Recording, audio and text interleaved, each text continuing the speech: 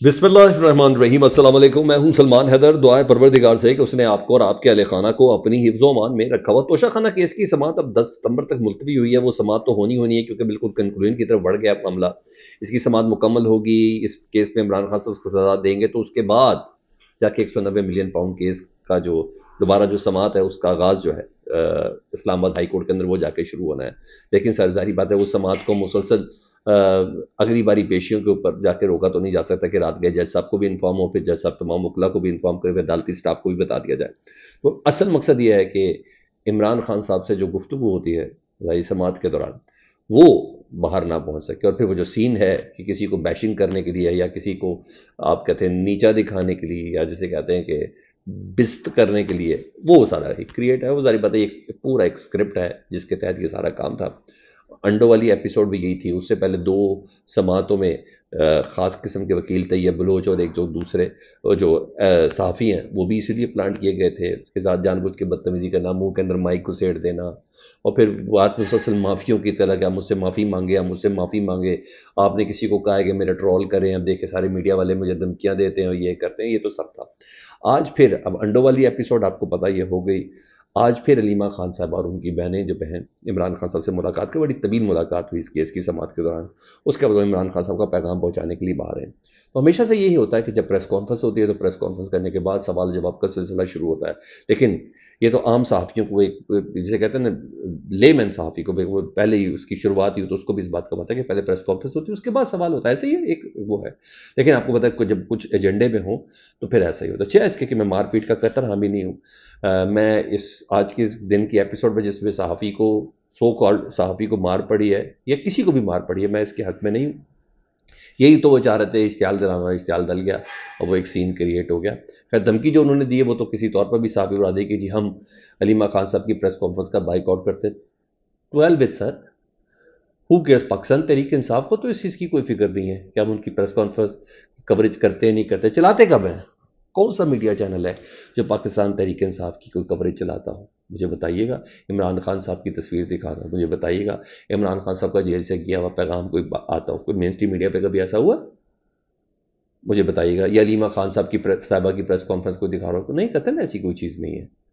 और ये तो भला वो सोशल मीडिया का, ये तो भला वो जो कीबोर्ड वॉरियर्स का, ये तो भला वो जो मोबाइल लेके कर रहे होते हैं, तो वो उसके थ्रू पूरी दुनिया में पैगाम आता है कि इमरान खान साहब ने कहा क्या है, और वही एनफ है। इनको मेन स्ट्रीम मीडिया की अब जरूरत भी नहीं है कि इनको बहुत अच्छे से पता चल गया कि इसके पैरेलल ये फोर्स जो खड़ी हो चुकी है ये मीडिया की इन्फॉर्मेशन की, ये बहुत कमाल है। ये बहुत कमाल है। ये धमकी दे के किया गया तो ठीक है, कल से ये सहाफ़ी हजरात ना भी होंगे तो क्या हो जाएगा? वो जो मोबाइल्स के जो सहाफ़ी हैं वो तो ये सब कर लेंगे, वो तो करेंगे, रिपोर्ट करेंगे करेंगे। तो पहले ये धमकी का तो कोई फ़ायदा नहीं, लेकिन पहले ये सीन अच्छा नहीं था। आज फिर वही हुआ। तैयब बलोच साहब भी आए, और जब अलीमा खान साहब प्रेस कॉन्फ्रेंस में कि आज मेरी मेरे भाई से बात हुई, तो तैयब बलोच साहब नीचे बैठे, उन्होंने कहा नहीं आप मजम्मत करें, पहले मुतालबा किया कि भाई आपकी, ये 3 दिन से यही कर रहा है और कम से कम आज नहीं करना चाहिए था। कम से कम आज नहीं करना चाहिए। उनको पता है कि ऑलरेडी ये मामला इतना ज़्यादा ख़राब हुआ है, अलीमा खान साहबा के ऊपर अटैक भी हुआ है। तो अलीमा खान साहब ने कहा मैं आपके सवाल का जवाब देती हूँ, पहले मुझे प्रेस कॉन्फ्रेंस कराना है। नहीं, आपकी औकात क्या है, आपकी हैसियत क्या है? ये लफ्ज़ एक 70 साल की बूढ़ी औरत को, वो भी एक कायद की बहन भी हो और जुर्रत के साथ खड़ी भी हो और तमाम रफ़क़ाए कार भी साथ हो, उसके दौरान कभी तो साफ़ी किसी से औकात की बात नहीं करते। कभी कभी कभी लीडर से इस तरह की बात नहीं की, कभी भी किसी से इस तरह की से बात नहीं की जाती। मारपीट वाले आंसर तो मैंने तो हर जमात में देखे, मैं इसको कई स्कोर पे सेटल नहीं कर रहा। मरियम नवाज साहबा से मिलने के लिए याद है एक बंदा स्टेज पे आया था, नून लीग का पुराना कारकुन था, आज भी किसी झोपड़ी में, आज भी किसी झोपड़ी के अंदर वो रहता है। मगर आपने देखा उसको कैसे चिप्पड़ थपेड़े और मुक्कों से उसका वास्ता पड़ा था। इसी तरह बिलावल साहब के जहाँ नजरान है वो भी यही सब करते हैं। लेकिन मैं बता रहा हूँ फिर भी मैं उसको सपोर्ट नहीं करता। ये मगर ये जो हुआ है तो सर, उसके बाद ना मेरे कुछ साफियतदार से बात हुई, उन्होंने कहा गाली दी है इस सहाफ़ी ने, उनको गाली दी है कि आपने कंडेम नहीं किया। फिर क्या था, वो नई मैदर मंच होता तो आपको पता वैसे ही बड़े एग्रेसिव हैं। उन्होंने कहा तुमने, उन्होंने भी गालियाँ शालियाँ, फिर गालियाँ भी जिसने जितना अपना हिस्से का तबरुक डाला था वो उन्होंने डाला। तो बहरहाल हर लिहाज से कंडेम्ड है।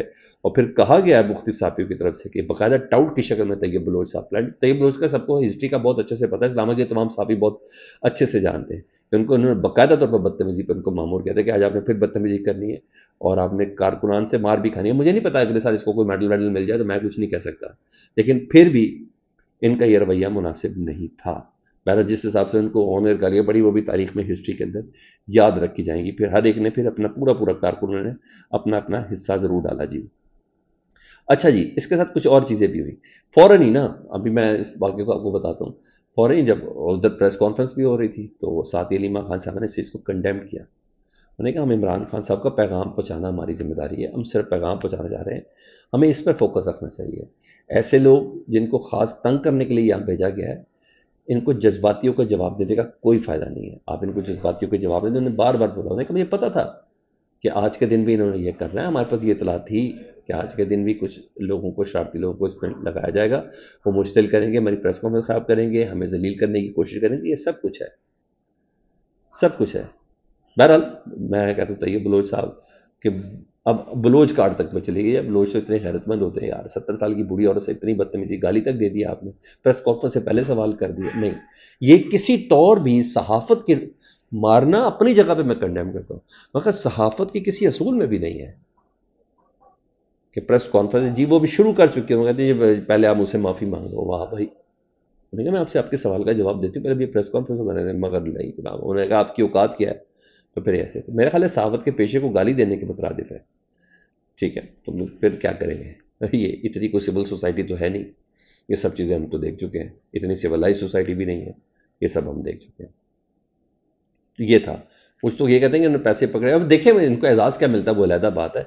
تو بہرحال علیمہ خان صاحب کو وہ پیغام پہنچ گیا جو عمران خان صاحب نے کہا. عمران خان صاحب بالکل ماشاء اللہ بہت صحت مند ہے.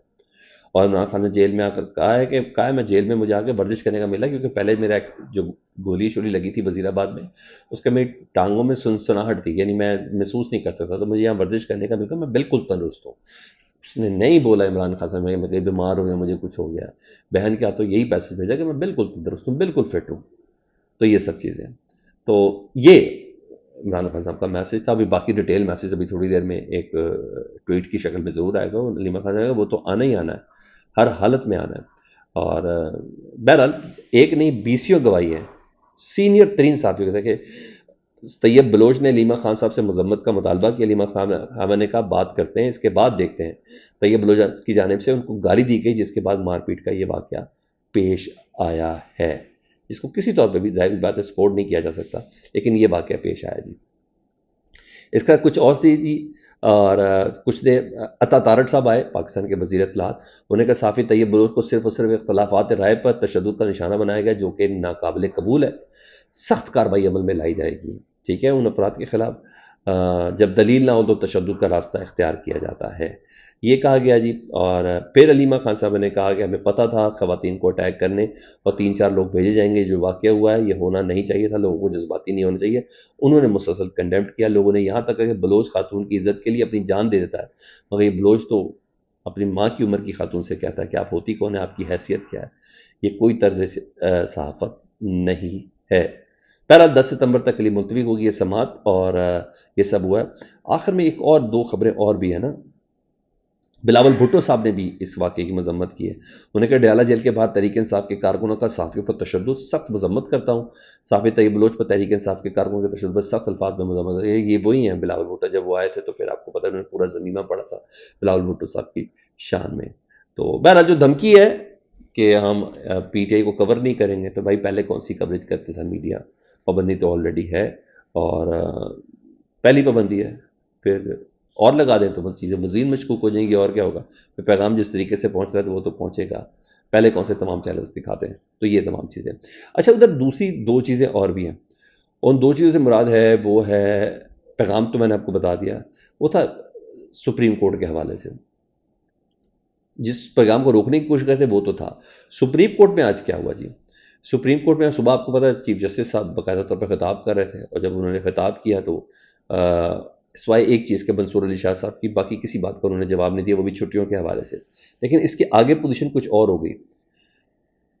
اجلاس کے بعد، یعنی یہ تو ایک گیٹ ٹوگیدر تھا، جوڈیشل کانفرنس تھی، اس کے بعد فل کورٹ کا اجلاس تھا. اس فل کورٹ اجلاس میں 4 جج نہیں بیٹھے، اور بلکہ انہوں نے خط لکھ دیا جس میں جسٹس منصور علی شاہ صاحب، جسٹس منیب اختر، جسٹس عائشہ ملک اور جسٹس عطن من اللہ did not attend the full court، یہ بلکہ بیک ڈور سے گئے ہیں. اس کے بعد میٹنگ صرف 35 منٹ رہی ہے. اسلام آباد ہائی کورٹ کی بھی 35 منٹ تھی، کسی سے کچھ نہیں پوچھا گیا. اور یہاں بھی 25 ججز تھے، میرے خیال ہے کوئی ایک 1.5 منٹ بھی نہیں ملا ہوا. تو جو لکھ کے دیا گا سب نے اس کو کہا اوکے اوکے کر کے آگے بات چلی گئی. تو کہیں کوئی بات ایسی نہیں ہوئی. تقریباً 25 منٹ تک یہ اجلاس جاری رہا تھا. تو آج سپریم کورٹ سے بھی کچھ نہیں ہو. تو 156واں یہ فل کورٹ اجلاس تھا. اعلامیے میں 4 ججز کا ذکر تک نہیں کیا گیا جنہوں نے اس اجلاس کا بائیکاٹ کیا. اور سپریم کورٹ فیس میں اضافے کا فیصلہ مؤخر کیا گیا. رولز کمیٹی کی سفارشات کا اجازہ لے کر منظوری فل کورٹ دے گی.